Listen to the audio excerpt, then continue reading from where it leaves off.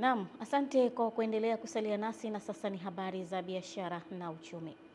Halmashauri ya Manispaa ya Mtwara Mikindani imetenga kiasi cha fedha shilingi milioni 500 kwa ajili ya kuboresha soko kuu la Mtwara, ikiwa ni mwendelezo wa serikali kwa kuhakikisha wananchi wake wanafanya biashara katika mazingira mazuri na rafiki.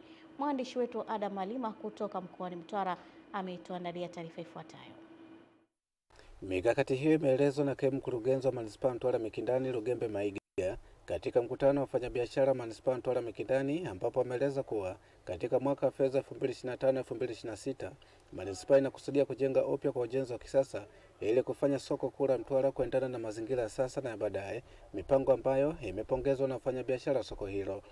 Katika mwaka wa fedha ujao 2025-2026 tunakwenda kutenga shilingi bilioni 500 kwa ajili ya mpango wa kuanza kuboresha soko kuu ili wafanyabiashara hawa wawe katika soko ambalo litakuwa nzuri zaidi na litaaksi taswira sahihi ya biashara zao wanazofanya.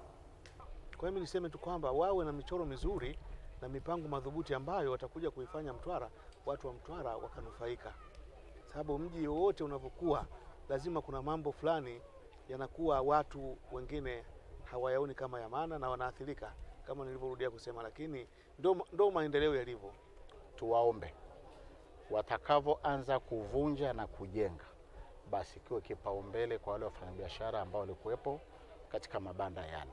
Hata hivyo, serikali imewasihi wafanyabiashara kutumia soko la Chuno kikamilifu ambalo limekamilika ili kuimarisha ustawi wa biashara zao na kwa maendeleo ya mkoa. Kwa wale wafanyabiashara wa Chuno, bado tuna nafasi kubwa ya kukana kufikiria soko letu zuri la namna hili, lakini bado ndani liko tupu, watu wote tumekaa nje.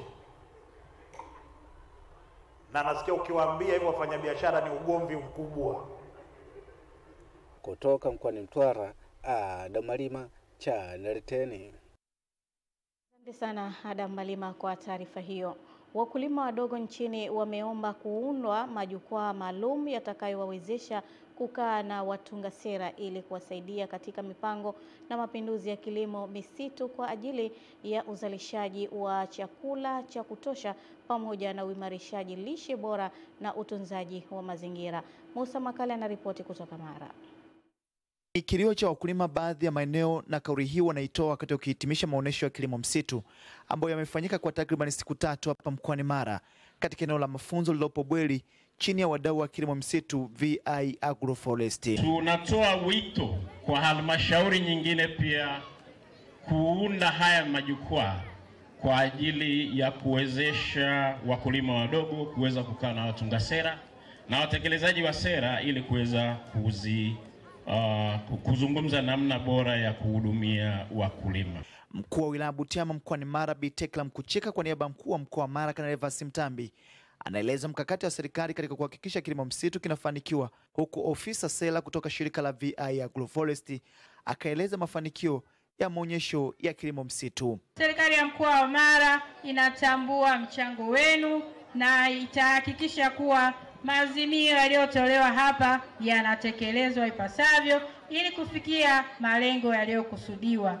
Aidha, maazimio haya yatawasilishwa pia katika ngazi mbalimbali za maamuzi na utekelezaji ili masuala ya kilimo misitu yajumuishwe kwenye sera na mipango ya maendeleo kwa mikoa na taifa letu kwa ujumla. Lengo kuu la maonyesho haya ni kueneza ujumbe kuhusu mchango wa kilimo misitu katika matumizi ya ardhi, kuongeza pato la mkulima, na tumeanza kutekeleza kauli mbiu ya maonyesho haya hasa kwa kutumia taasisi zetu za serikali, shule zetu za msingi na sekondari kwenye mashamba ya shule. Tunapozungumzia mabadiliko ya tabia nchi ni pamoja na uharibifu wa mazingira. Tunapohamasisha upandaji wa miti inasaidia sana, na sisi tunahamasisha upandaji wa miti unaochanganya mazao pamoja na miti shambani. Musa Makali, Channel 10, Mara. Na halmashauri ya wilaya ya Makete mkoani Njombe imejipanga kuongeza tija na uzalishaji wa kilimo cha viazi mviringo kwa kuweka mkazo kwenye mifumo ya umwagiliaji ili kukabiliana na changamoto ya ukame inayowakumba wakulima wengi. Taarifa zaidi na Michael Patrick kutoka Njombe. Imeelezwa hadi kufikia mwaka wa fedha 2024-2025 zaidi ya shilingi bilioni 1.9 zimekusanywa kupitia ushuru wa viazi, lakini sehemu ya wakulima bado wameshindwa kunufaika kutokana na uhaba wa maji kwenye maeneo ya uzalishaji. Watu tunategemea mvua. Kwa hiyo tukipanda mazao yetu tunaweza kukaa labda kwa mwaka mvua ikanyesha kwa upande na upande. Kwa hiyo mazao tunakuwa tunapata kidogo. Wilaya ya Makete ni moja ya wilaya yenye eneo ambalo limebarikiwa ardhi yenye uwezo mkubwa wa uzalishaji viazi mviringo. Changamoto ya ukosefu wa maji imeendelea kuathiri uzalishaji licha ya juhudi za halmashauri kuboresha kilimo hicho. Kama hapa mkurugenzi mtendaji wa halmashauri ya Makete Jerry Diamond anafafanua mipango ya halmashauri hiyo katika kuongeza uzalishaji kupitia uboreshaji wa miundombinu ya umwagiliaji. Tunadhani kwamba tukifanya hivyo, moja, tutakuwa tumewasaidia wananchi wale ambao sasa kupata changamoto ya kilimo. Kwa mfano sasa hivi tunazungumzia hali ya hewa ya mvua ambayo haieleweki, haitabiriki, lakini tushakuwa na miradi ya umwagiliaji, maana yake tayari tutakuwa tumempa uhakika yule mwananchi lini alime na yeye mwenyewe ako huru kuchagua wakati wa kufanya kilimo chake. Kwa hiyo tunadhani kwamba mradi huu utakuwa ni wenye tija, lakini pia utaongeza hamasa, utaongeza uzalishaji. Takwimu mwaka jana tumeweza kulima ekari kama hekta 18,000 ambao tulipata tani kama 390 kitu.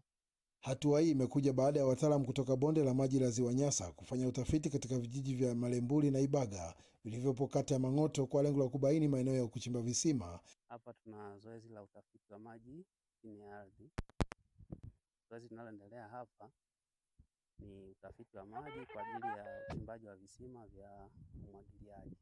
Lakini vile vile tutakuwa na chanzo kimoja ambacho ni chanzo cha maji ya mto, nacho kitasaidia katika kumwagilia kwenye hili eneo. Kutoka hapa katika chanzo cha maji cha mto Mkenja, wilayani Makete mkoani Njombe, mimi ni Michael Patrick. Shukrani sana Michael Patrick kwa taarifa hiyo, na huo ndio mwisho wa habari za biashara na uchumi. Na sasa tumpe nafasi Eden Bahati kuweza kutupitisha katika habari za michezo na burudani.